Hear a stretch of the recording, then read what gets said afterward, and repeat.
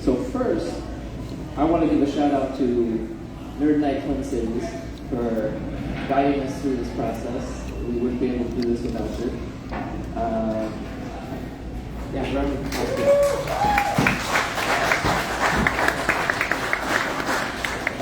By a show of hands, who has been to the Nerd Night in St. Paul? Okay, and who is this your first Nerd Night? Raise your hand.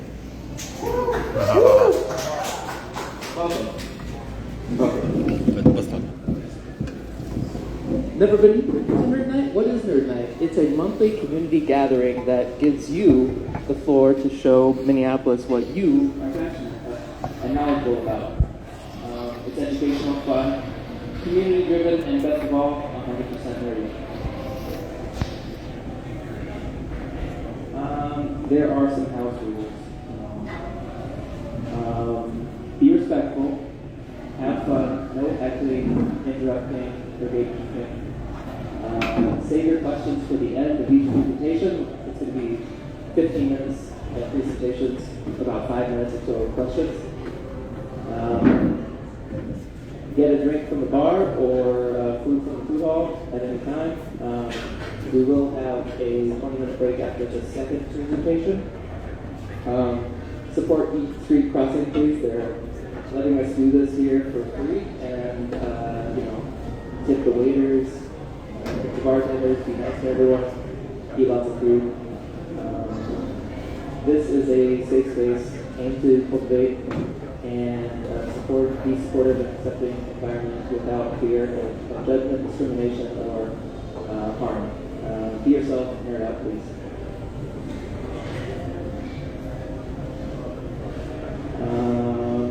Would you like to present with us at any point? You can scan this QR code, or you can email us at nerdnight@gmail.com.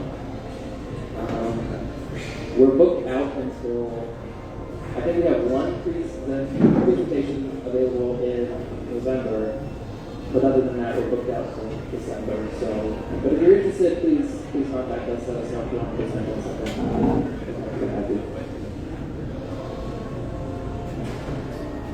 We are hoping that this isn't a one-time event. We're trying to do this on a monthly basis. We're hoping to do this every fourth Tuesday of the month, every month long term, but we'll see how things go. What else? I already said the format. What? Who's tonight? We have Ian on how to bike across the Midwest.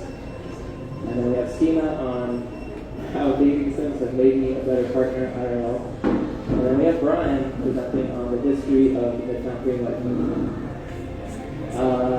In October, we have Fan Fiction 101 coming our way.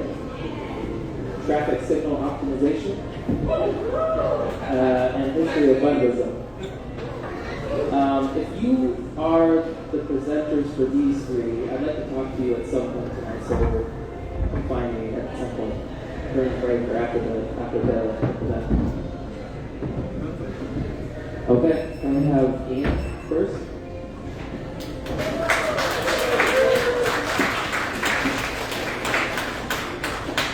Man, I have to take off my pants first.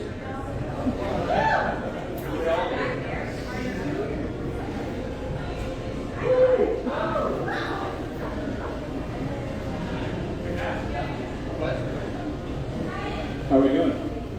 Yeah. All right, so I'm Ian, and can I have the clicker? Where's the clicker? Thank you. And I'm going to tell you about how to bike cross-country, bike touring. So we're going to get into a lot of logistics today. So who am I? I'm Ian. I've been bike commuting pretty much since childhood. Never stopped. I've been a bike advocate since 2018 when I discovered the St. Paul Bicycle Coalition.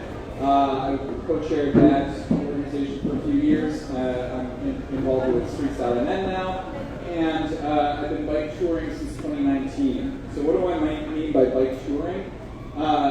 So any trip that you take, if you're going by bike and you are sleeping in different places every night, I would consider that to be a bicycle tour, right? So here's just some examples of some trips that I've done over the years. The first year that I started was the MS-150. It was a big group ride from Duluth down to the Twin Cities, and then I did a solo ride out to Eau Claire. In 2020, I started to get more ambitious, going all the way down to Cedar Rapids, Iowa, and back. 2021 was interesting. I joined a couple of races, like ultra-marathon, unsupported, just like multi-day races. 2022, that was a fun one. I only did one trip, but it was all the way from southern Indiana back to the Twin Cities. And then 2023, Stina and I did a trip along the Minnesota River Valley. And 2025 this year, I did Rag Ride, big group ride across Iowa. Thanks, Joel, for bringing me into that. And then I did a couple of, smaller group rides from Winona back through Rochester to the Twin Cities, and then later in the year, Twin Cities up to Duluth. So kind of going back to my roots. And then here's just kind of like overall, all of them on top of each other. So what we're going to cover today, different styles of touring. Picking a bike, how to pick a bike. What do you want to wear? How do you pick a route? What do you want to eat? How do you find a place to sleep every night? And how do you pack? I've got this whole bike here. I packed it up as if I was going to go on a trip today, and I brought it, and if we have time, then I can unpack it. If we don't have time during the presentation, you can come up and see it afterwards. And we can look at some of my gear. This is Baby Ian. Baby Ian had a lot of hang-ups and opinions about bikes that have changed since then. So anytime that you see this picture up on the screen, I'm talking to my former self with some lessons that I wish that I had learned earlier. So, what are the different styles of touring? Fully supported bike tours would be things like Rag Ride, like the MS-150, right, where you have what we call a SAG wagon. It stands for support and gear. I also like that it's not like you're sagging, you haven't made it. So the car has to come pick you up. Often they'll have designated rest stops with food that's waiting for you there, so you almost don't have to carry anything with you. All the gear is being carried for you. Unsupported or self-supported, that means that you're on your own. You're finding everything out, you're carrying everything that you need. Bike packing is one version of that, where you have a bunch of literally camping gear with you. But you can also do credit card camping, where you're using a credit card to get all of the needs that you have, right? Staying at hotels or Airbnbs or whatever, buying meals at restaurants, that's totally legit as well. And then hybrid transit plus bike. I love this. Amtrak lets you bring bikes on the train. So you can use that to really maximize your range of things that you can go and get. For example, the trip from Indiana back to the Twin Cities, that started as a train hopping, I bought tickets, I wasn't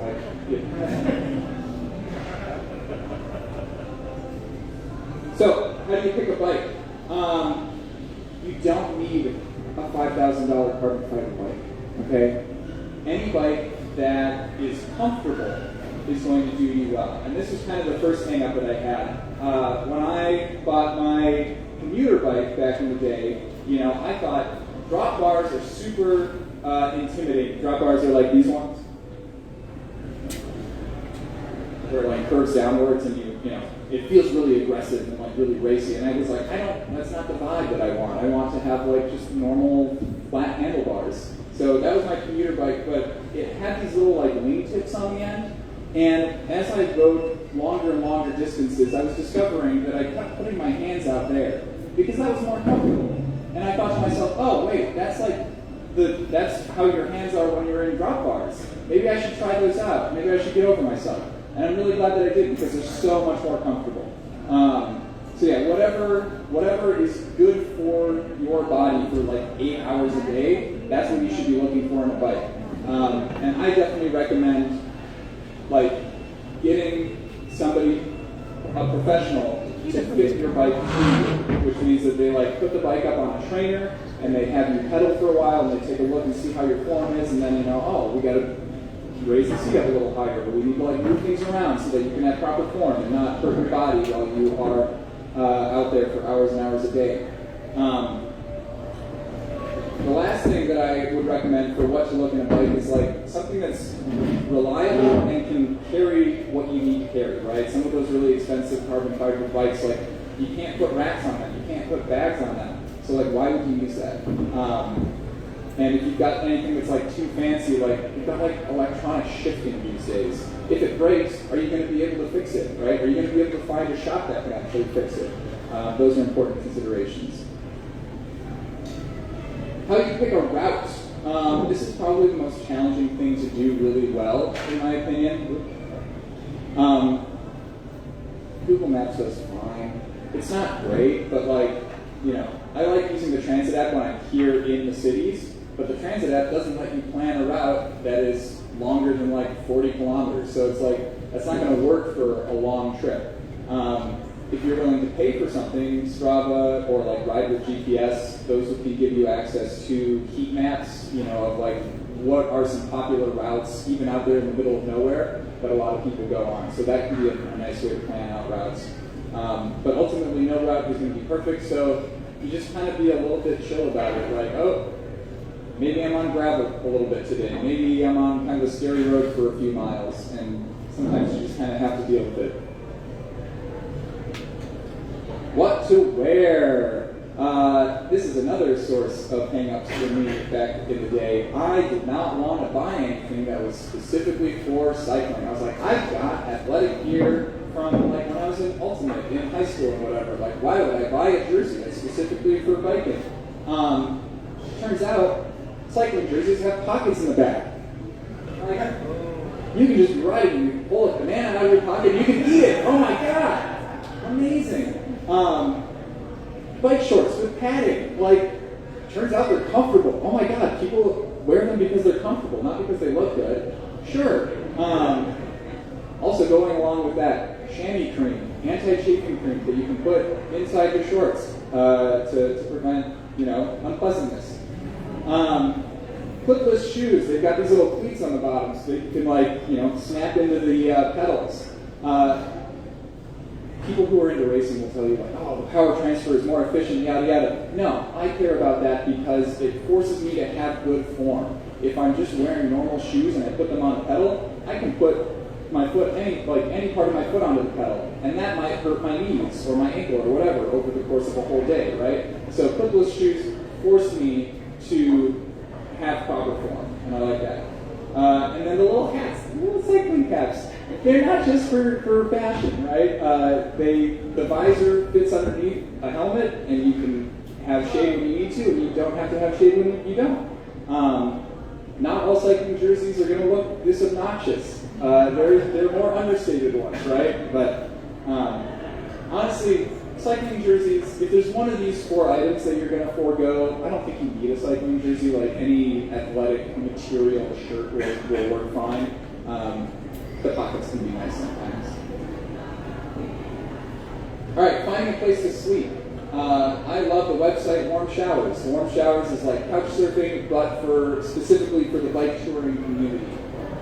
So I'll oftentimes, in the morning, I will look about 2 days ahead of where I am on my route, and I'll start looking for, like, okay, on the map, who's hosting, start reaching out to people, you know, find out who's available.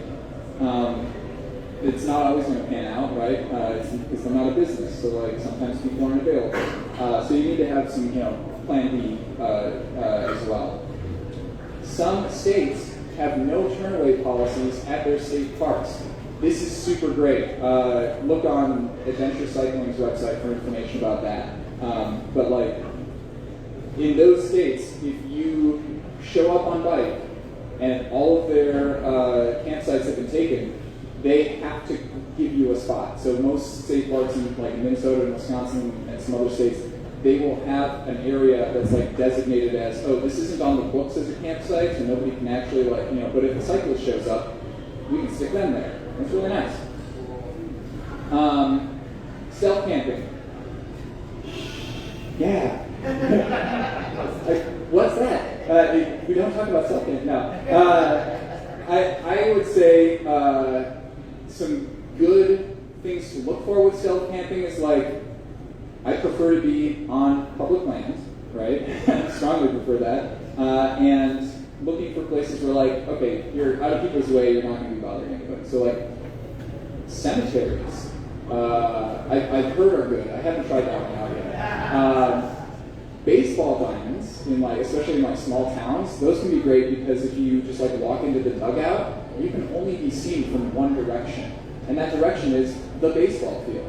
So you're probably not going to get noticed there. I also like under bridges because I know that that's public right of way, and I know that nobody's going to be driving underneath the bridge because there's a river there or whatever. And yeah, I try not to plan too far in advance because if I start locking in things with a warm showers host 3 or 4 days in advance, and then my case isn't quite what I expected it to be, it's a cascading effect. So I try not to plan everything out all at once. What to eat and drink. So for meals in camp, I like to pack stuff that doesn't have water in it currently, and also doesn't need anything that's refrigerated, right? So pasta meals, a lot of those, bulking up pasta meals with some tuna, packets of tuna. Most mac and cheese that you think of needs butter, but there are some that come with a Velveeta kind of cheese. Those are nice. You can also eat and drink while moving, and this is another source of a hang-up for baby Ian. I used to be I'm not going to buy myself a water bottle for my bike because I have an Nalgene already. And I'll just keep that in my bag. And then anytime that I stop, I'll take it out of my bag and I'll drink. And then when I was on the MS-150, I saw people drinking while they were moving. And I was like, what? You can do that? So yeah, I've since upped my game as well. You can see that I've got this giant orange bag inside the triangle of my bike. I don't have any water bottles there. That's because there's a water bladder inside with a hose. So I can just drink. I don't even need to reach down for a bottle. I'll just sip out of that. And then a feed bag is attached to my handlebars. Yes, it's called a feed bag because I'm a horse. And you can just keep granola bars and trail mix and applesauce packets and things in there. It's great. I had an entire burrito stuffed inside that one time. That was great. And then how to pack. How am I doing on time here, Jason? 2 minutes? Okay. So I've got a bunch of stuff packed here on this bike. I don't know that 2 minutes is really enough time to get into it, but it's a lot of camping gear. So in this bag, I've got a lot of soft stuff like the sleeping bag and sleeping pad and things. In the larger bags that are attached to the back of my bike, I've got all the food and 5 days worth of clothes and, a few things that are worth noting is okay, I have some sandals in there because as soon as I get into camp, I want to change shoes. No matter what kind of shoes you're wearing all day, you're going to want to change them when you get to camp. And in the frame bag, I can keep everything that I want to be able to access while I'm riding. So I've got my chapstick and my sunscreen and my bike lock and stuff like that. Anything that I might need to take out of my bag, during the middle of the day, I keep in there. So yeah, and I know some people. I have a front rack that I can put on my bike, so I can put 2 more bags on there. I don't like putting weight on the front as much as I like it on the back because the handlebars start to get the handling is weird. Some people really like putting weight up there because they feel like it pulls them down hills faster. I don't know. Yeah. And then the last cool thing, I've got a water bottle cage underneath the down tube, but that's not a water bottle. That's a little canister that has all of my tools in it, which is super nice. It's a convenient use of space, and also thieves love to steal your tools. And if you've got most people keep a tool bag underneath their saddle, nobody looks at that and thinks, hey, there are tools inside. So if you're a thief, forget I just said that. Yeah. Any questions? Yeah, that's my presentation about it tomorrow.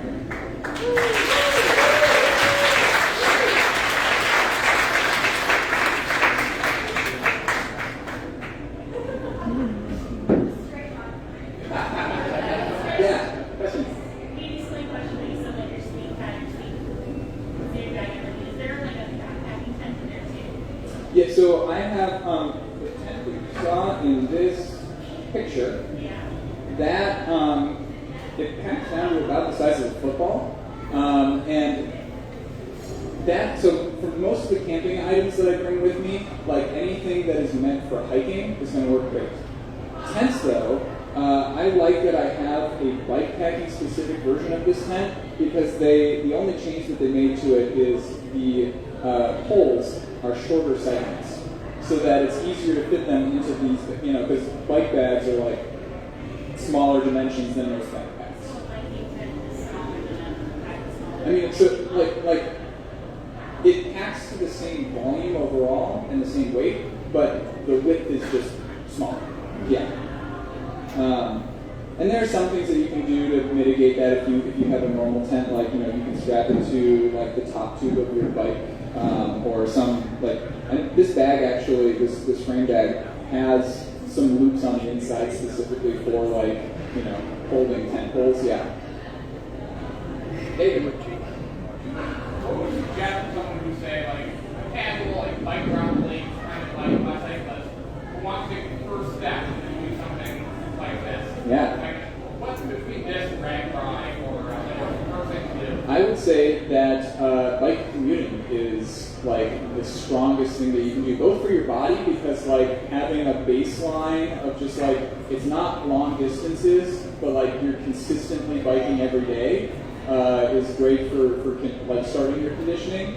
And then also, if you're bike commuting, you're going to solve a lot of the problems that you would encounter out on a long tour. So you're going to figure out the first time that you're biking in the rain, you're like, wow, this sucks. What do I need to do to make this suck less, right? Yeah, so you'll figure out what kinds of equipment or what kinds of techniques do you need in order to mitigate some of those problems. Yeah. So, I mean, obviously it's not consistent, but on average, how many people Yeah. So, every day is going to be very, very different. But I have discovered that over the course of a long trip, I almost always average out to 100 kilometers a day. That's 80 miles? No, 63. Yeah. And I don't know why that's so consistent, but it's neat. It's nice that I can plan for that at least. Yeah. Is there any advice when purchasing a bike with a larger body?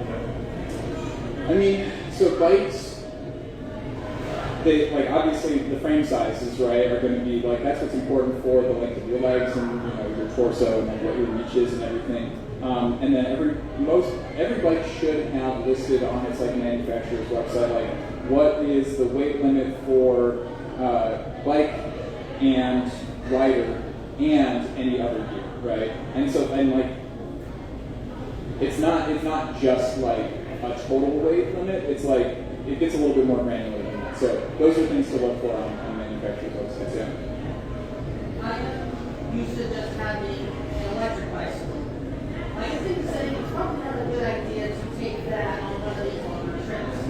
What sort of advice do you have for someone who would consider getting a second bike for this type of thing as someone who prefers having a battery at home? So we have actually taken an e-bike on the trip from Winona to Rochester and back up to the Twin Cities to kind of test that out. And I was almost is this going to be a John Henry situation where it's I'm going to beat the machine, it can go as far as I can, whatever. But if you set the bike to a low assistance level, that where it's just okay, it's just making this a little bit easier over the course of the whole day, and maybe when you hit some hills, you're okay, I'm going to bump up that assistance a little bit. What percentage were we at the end of the day, Sino? You were at 60% or something by the end of the day. You had tons of battery life. It was amazing. So I think e-bikes are totally doable for a bike tour. Yeah. Yeah. What's the weirdest piece of gear that you have that's not within biking that you bring on these kinds of trips? A piece of equipment that is not specific to biking. that's weird. My luxury item? Huh. Say what? Oh, a curve board, yeah. Curve boards are great. Some entertainment once you get to camp. I think the weirdest reaction I got was when Parker and I were camping, and we got to camp, and I was like pulling stuff out of my bag, and I put my belt on the table along with everything else, and he sees it, and he thinks to himself, Ian brought a leash with him to camp. I can't think of a normal reason that Ian would take a leash with him to camp. And fortunately, he asked me about it, and I was like, that's a belt. It's going to go in my pants. Yeah. What's that? Oh, Adventure Cycling is an organization that, I don't know the full breadth of everything that they do, but they provide resources for people who are, bike touring. So they've got maps that you can buy from them. They have designated, kind of, and the routes all have cute names, like the Northern Tier route, and what else do they have on their site? What other things do they provide? I don't see none of their maps. Okay, it's nothing nice. Yeah. That's it. One more question? One more question? All right, Parker. Very short question. On the slide that you have your two bikes, there's names under them. Did you give them those names? Oh yeah, those are yeah. So this was like after my mountain bike was stolen. This was the first like more kind of road oriented bike that I bought, and it felt so good to ride. I was like, this is just my joy. And then the Eagle, it goes the distance, right? It gives me the freedom, and I don't know. I also like space exploration, so it's named after the lunar lander on Apollo 11.